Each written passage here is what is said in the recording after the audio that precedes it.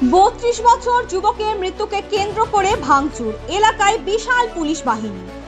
এক যুবকের মৃত্যুকে ঘিরে বাড়িতে ভাঙচুরের ঘটনায় তুমুল উত্তেজনা। ঘটনাটি ঘটেছে আসানসোলের রানীগঞ্জ থানার বক্তানগরের মহান্তকুলি এলাকায়। ঘটনা সূত্রে জানা যায় যে শ্রাদ্ধ বাড়ি থেকে খাওয়া দাওয়া সেরে যখন বাড়ি ফিরছিল তখন প্রতিবেশী জনা তিনেক যুবকের সঙ্গে অমিত বাউরি বচসায় জড়িয়ে পড়ে। পরে বৃহস্পতিবার প্রতিবেশী 3 জন যুবক মিলে এই যুবককে ব্যাপক মারধর করে বলে জানান মৃতের পরিবার। তারপর শুক্রবার সকালে তাকে ভর্তি করা হয় স্থানীয় এক বেসরকারি হাসপাতালে। চিকিৎসা চলাকালীন শনিবার বিকেলে ওই যুবকের মৃত্যু হয়। মৃত্যুর খবর জানাজানি হতেই অভিযুক্তের বাড়িতে চড়াও হয় এবং ভাঙচুর করা হয় অভিযুক্তের বাড়ি। ঘটনার খবর পেয়ে ঘটনাস্থলে পৌঁছায় রানীগঞ্জ থানা সহ বেশ কয়েকটি থানার পুলিশ সহ কমব্যাট ফোর্স। শনিবার সন্ধ্যায় হাসপাতালে তার মৃত্যুর খবর পাওয়ার পর স্থানীয় গ্রামবাসীরা পরিমল বাউরি, কমল বাউরির বাড়িতে হামলা চালিয়ে ভাঙচুর চালায়। ঘটনার খবর পেয়ে রানীগঞ্জ থেকে বিপুল সংখ্যক পুলিশ ঘটনাস্থলে পৌঁছায় এবং এলাকায় যাতে কোনো বড় ঘটনা না ঘটে সেজন্য এলাকায় বিপুল সংখ্যক পুলিশ বাহিনী মোতায়েন করা হয় এবং এই ঘটনার সাথে জড়িত থাকার অভিযোগে এক যুবককে গ্রেফতার করা হয়েছে।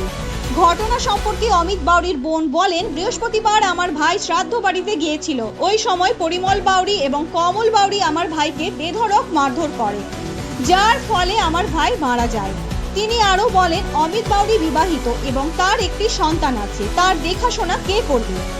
আমি প্রশাসনকে বলতে চাই যে তাকে কঠোরতম শাস্তি দেওয়া উচিত। ভোজ খেতে গেছিল, একটা মরা ঘর ছিল আমার ভাইটো, আর ওদিকে এক ঘোরা করে দিনছে ওই পরিমল দিকে। তো ওর একটা ছোট ভাই গেছিল, ওর কাকার ছেলে, ওকে কি বলেছে গাল দিয়েছে, মদ একটু খেয়েছিল, গাল দিনছে। দিয়ে ওই গালটা ওর ছোটো ভাইটা ঘরে এসে লাগাইছি, লাগাই পরে দিয়ে ও ওখানে শুয়েছিল মন্দিরে। আমিও দেখে এলাম যে শুয়ে রয়েছে। বৃহস্পতিবার 3টার সময়, দুপুর 2:30-3টার সময় হয়েছিল। ঘরে জল পড়ছিল, সবাই ঘরে ঘুমাচ্ছিল। আমি কি করতে গেলাম বাইরকে, দিয়ে দেখছি আমার ভাইটা শুয়ে রয়েছে। শুয়ে রয়েছে তো আমি এখানে বসলাম। আমার বড় ছেলেটাও দেখেছে, বড় ছেলেটা দেখে পরে ও দৌড়ে আসছে, ওখানে গাল দিয়ে দিই। আমরা এই কাকে গাল দিচ্ছি না, বলছে মামাকে মারছে গো, মামাকে মারছে গো। তখন ওখানে একটা দিদিমা ছিল, একটা বৌদি ছিল, ওর আমরা দৌড়ে গেলাম। আমি বললাম যে হ্যাঁ রে এরকম করে মারছে কেন? তো ঘরে বলতে পারতো, গাল দিনছিল, ইয়ে করেছিল। বলছি কি, তখন আমাকে বলছিল কি তোর ভাই নামকে জিজ্ঞেস কর, এই বুঝা এমনি বলছি। বিমল বাউরি আর বিমল বাউরি, হ্যাঁ এমনি বক্সিং চালাইছে, গোড়া গেছে, ফাইটিং। আমার ছেলেটা কই, বড় ছেলেটা কই, ও দেখেছে ঝাপাইতে বুকে। হ্যাঁ, তারপরে কি হলো? তারপরে ওই মাইলটা, হ্যাঁ আমার কতই বলেছিল। আর ওর বউ গেছিল, ওর বউ ঝটকাই দিনছে, আমাকেও ঝটকাই দিনছে। তো ওদিকে ইয়া করতে দেবো না, এখানে বাস করতে দেবো না, আমার ওদিকে এখানে থাকতে দেবো না। কি বা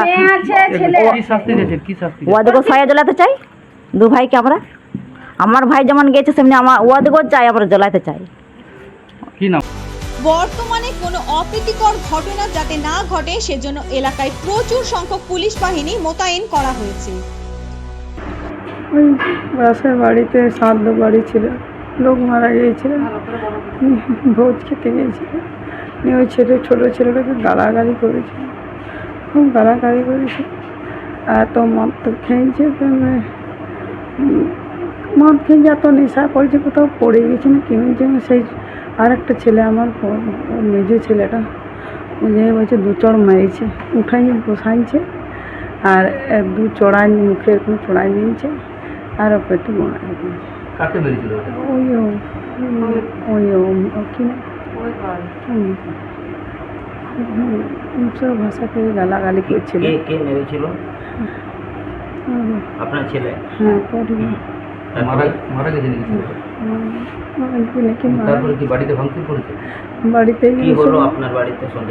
সন্ধ্যেবেলায় এই গোটা মহল্লার, গোটা পাড়ার লোক এসে একদম সব ভাঙতে, আমি দরজা লাগিয়ে দিয়েছিলাম ওই বাইরে, এদিকে সমস্ত দিকে একদম পাঁচির ভেঙে ঝাঁপিয়ে সব ভেঙে ফুটাই দিয়েছে। আর আমি ভিতরে তালা দিয়েছিলাম, শাবল নিয়ে এসে কপাট গেলা সব ইয়ে করেছে, সব ভেঙে দিয়েছে, পাখিগুলো সব মেরে দিয়েছে, পায়রাগুলো মেরে দিয়েছে।